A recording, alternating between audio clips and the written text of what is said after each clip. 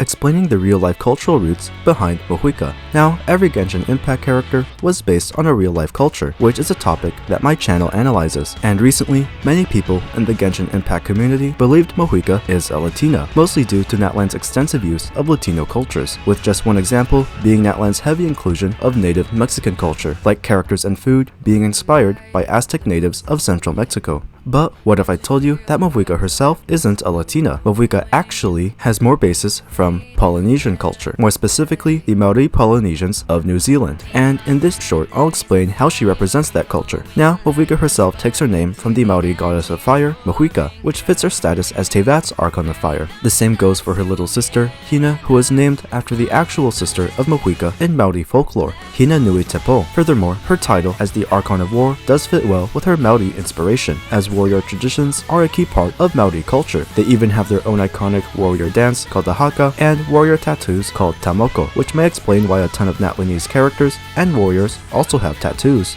Plus, both her and Natlan's association with fire is very relevant to Māori and Polynesian culture. Just like how her first talent says flames weave life, fire is also considered a symbol of life for Polynesians, as these flaming volcanoes did create the islands of Polynesia. Those same volcanoes are also part of a larger Pacific Ring of Fire, which is geographically connected to indigenous North and South America, the continents where Natlan's actual Latina characters are from, like Sitlali, Xilonan, Chaska, and Kanish. But fire and volcanoes are so important to the Māori that it's even in their food. Mavuika's specialty dish, which are seafood and potatoes cooked in a pit with hot volcanic stones, is based on a real Māori cooking style called hangi, where seafood is also wrapped and cooked underground with hot stones. Both meals are even traditionally shared as a group feast, which plays into the importance of family in Polynesian cultures. Since surviving on isolated Pacific islands requires teamwork, Polynesians form close bonds with those around them and consider them as an extended family, which is somewhat reflected in how Mavuika treats her own people as her trusted friends rather than lowly subjects, making her one of the most hospitable archons in spite of being the god of war. Finally, though it might be a stretch,